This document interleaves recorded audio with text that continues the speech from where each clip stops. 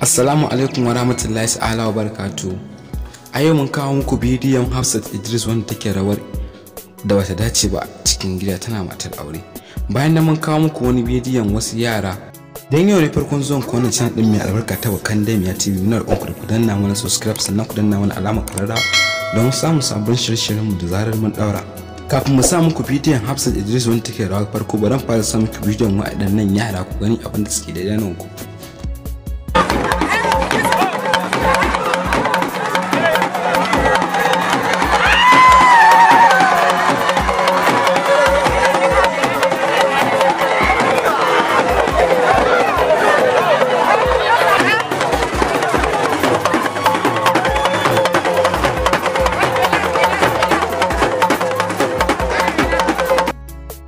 Tashar Wakanda Media TV tana kokari ta kawo muku abubuwan da su faranta muku.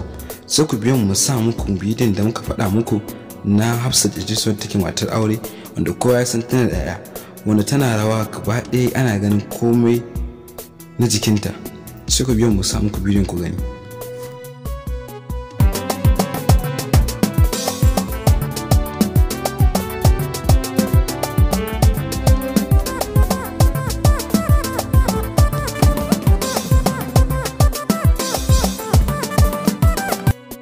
Hakan kamar bai dace wa mata aure. Bayan nan akwai wasu hotuna na Bilkisu Yima wanda ta fita a wajen shooting, wanda hotunan sun ba da wani irin abu wanda in mai gani ya gani kashi.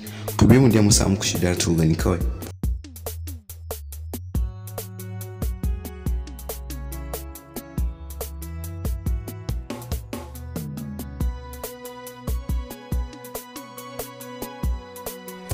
Waɗannan ne hotunan da Bilkisu Yima ta fitar a wajen shooting, ko kuma ce wanda director ya bata. Duk abin da zuciyarka ta baka mai sauraro mai kallon wannan bidiyon kamar kuma yana ƙasan bidiyon, wanda ba kowa ne zai ban yasa gaskiya ta yi wannan shooting din ba. Yadda director yake ɗaukan hoton ku duba ƙasa a yadda yake, za ku ga ai kamar ya saba addinin mu na Islama.